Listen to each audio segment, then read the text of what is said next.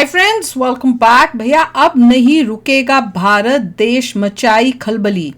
India's forex reserve hit all time records. Wow, India Japan, ये तो बड़ी कमाल की न्यूज़ लग रही है। तो चलो वीडियो शुरू करते हैं। वीडियो शुरू करने से पहले अगर आप चैनल पर नए हो और आपने अभी तक सब्सक्राइब नहीं किया तो जल्दी से पहले सब्सक्राइब के बटन और बेल आइकन को क्लिक कर लो ताकि आपको हमारे सारे न्यू वीडियोस के नोटिफिकेशन मिल जाएं जैसे हम अपलोड करें। अगर आपको वीडियो पसंद आता है प्लीज लाइक एंड शेयर। चलिए शुरू करते हैं। तो भारत ने एक बार फिर से दुनिया भर के देशों को पीछे छोड़ने का नमूना दिखाकर चीन, जापान और जर्मनी की टेंशन बढ़ा दिया है, क्योंकि भारत ने अब चीन की चाल को मात देना शुरू कर दिया है।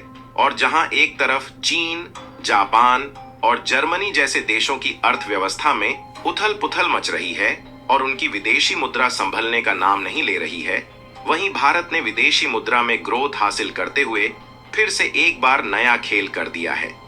दरअसल हाल ही में खबर निकल कर आ रही है कि भारत का विदेशी मुद्रा भंडार, यानी कि भारत का जो विदेशी खजाना है जिसका इस्तेमाल दूसरे देशों से सामानों को खरीदने के लिए किया जाता है, वह पिछले सभी रिकॉर्ड को तोड़ते हुए आज तक के सबसे हाई लेवल पर पहुंच गया है। और भारत का विदेशी मुद्रा भंडार लगभग $690 बिलियन पहुंच चुका है, जिससे भारत के आगे बढ़ने की रफ्तार देखकर सभी देशों को चिंता सताने लगी है कि भारत जल्द ही जापान और जर्मनी को पीछे छोड़कर दुनिया की तीसरी सबसे बड़ी इकोनॉमी वाला देश बन जाएगा। पूरी अपडेट क्या है इस वीडियो में समझते हैं, लेकिन आगे बढ़ने से पहले इस वीडियो को एक लाइक करके चैनल को सब्सक्राइब जरूर कर लीजिए, क्योंकि यह आपके लिए 1 सेकंड का काम है, लेकिन इससे हमारी काफी बड़ी मदद होती है। सबसे पहले तो भारत का विदेशी मुद्रा भंडार सबसे हाई लेवल तक पहुंच चुका है। इसके लिए कमेंट बॉक्स में भारत को बधाई जरूर दें।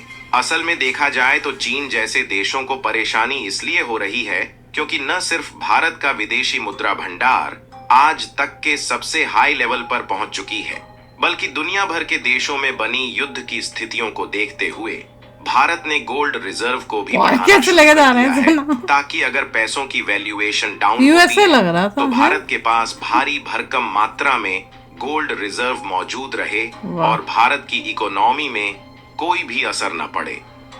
यहाँ तक रिपोर्ट की माने तो भारत का केंद्रीय बैंक आक्रामक तरीके से सोना जमा कर रहा है। क्या लग रहा है? और अकेले इस साल 20 टन से अधिक सोना खरीदा है, जिससे भारत चीन के बाद सोने का दूसरा सबसे बड़ा खरीदार बन गया है।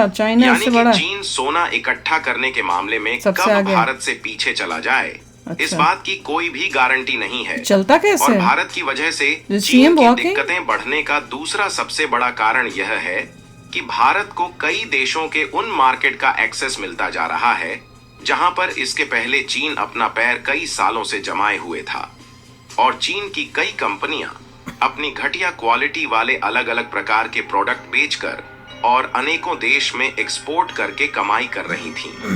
लेकिन भारत ने धीरे धीरे चीनी कंपनियों को रिप्लेस करना शुरू कर दिया है और इससे भारत की प्रोडक्ट का एक्सपोर्ट यूरोपीय और मिडिल ईस्ट के देशों से लेकर अफ्रीकी देशों तक तेजी के साथ फैलता जा रहा है, जिससे भारत की कमाई दिन पर दिन बढ़ती जा रही है और भारत के विदेशी मुद्रा भंडार में दिन पर दिन उछाल देखने को मिल रही है। और हाल ही में इस खबर ने चौंका करके रख दिया कि भारत ने कई सालों का रिकॉर्ड तोड़ते हुए एक बार फिर से अपने विदेशी मुद्रा भंडार को $690 बिलियन पहुंचा दिया है, जिसमें पिछले हफ्ते कोई छोटी मोटी नहीं बल्कि लगभग $5.2 बिलियन की बढ़ोतरी हुई है।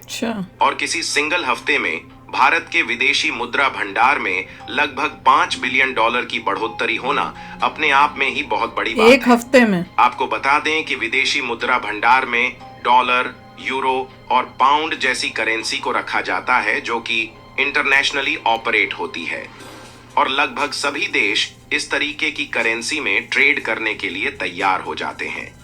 और जिस देश की विदेशी मुद्रा भंडार जितनी ज्यादा होती है वह उतना ज्यादा पावरफुल देश में गिना जाता है, क्योंकि जब भारत कोई भी सामान दूसरे देश में एक्सपोर्ट करता है तो भारत को जो पेमेंट किया जाता है वह इसी विदेशी मुद्रा भंडार में एक्सचेंज कर लिया जाता है, जिससे दूसरे देशों से पेमेंट लेने में दिक्कतें नहीं होती।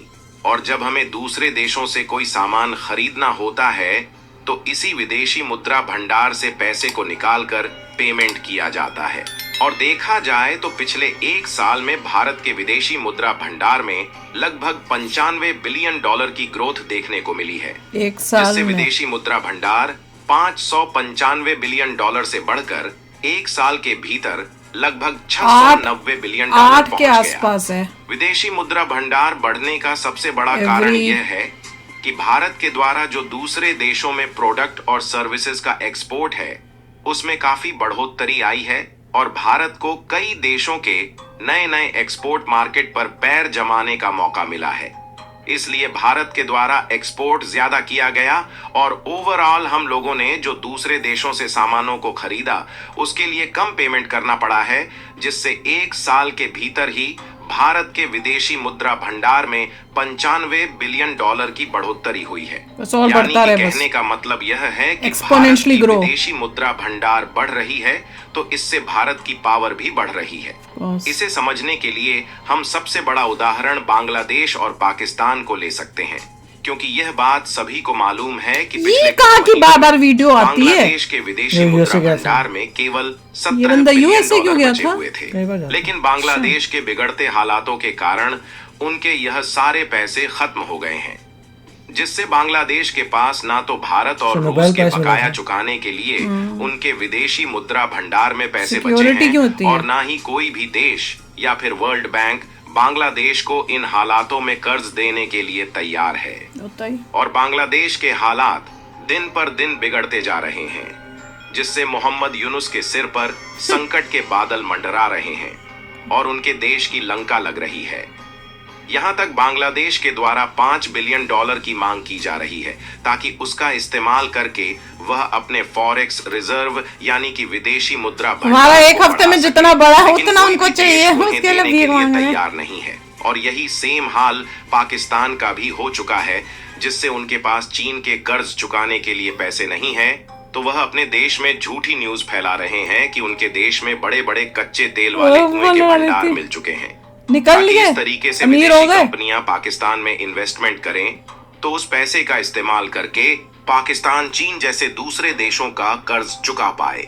पाकिस्तान तो एक अलग लेवल का बंदा है, कंट्री है। हाँ, उसको पीछे करने के लिए बांग्लादेश को बड़े पप्पड़ बेलने पड़ेंगे। मतलब उनका जो लेवल ऑफ भीख मांगना है, लोन लेना है, उसके लिए अभी उसको करने के लिए अभी बांग्लादेश कहेंगे उसका बच्चा है, तो उसको बड़ा होने के लिए अभी बड़ी प्रैक्टिस चाहिए। उसने शुरुआत कर दी है भीख मांगने की, लोन लेने की जगह जगह से, तो अब धीरे धीरे वो ओवरटेक करेगा। पहले वो ओवरटेक कर रहा था जीडीपी में, अच्छे मतलब जिस साइड में करनी चाहिए तरक्की वहां कर रहा था।